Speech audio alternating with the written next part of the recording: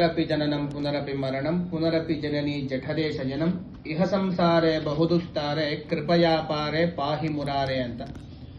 ಯಾರೋ ಒಬ್ಬ ವ್ಯಕ್ತಿಯಾಗಿರ್ಲಿ ಹುಟ್ಟಬೇಕು, ಸಾಯ್ಬೇಕು, ಮತ್ತೆ ಹುಟ್ಟಬರಬೇಕು, ಮತ್ತೆ ತಾಯಿ ಗರ್ಭದಲ್ಲಿ ವಾಸ ಇರಬೇಕು ಅಂತ ಹೇಳ್ತಾರೆ. ಇದೆಲ್ಲ ದಾಟಕ್ಕಾಗದೇ ಇರೋ ಸಾಗರ ಅಂತ. ಇದರಿಂದ ನೀನೇ ಕಾಪಾಡು ಅಂತ ಹೇಳಿ ಶ್ರೀಕೃಷ್ಣನನ್ನ ಬೇಡ್ಕೊಳ್ಳುವಂಥದ್ದು.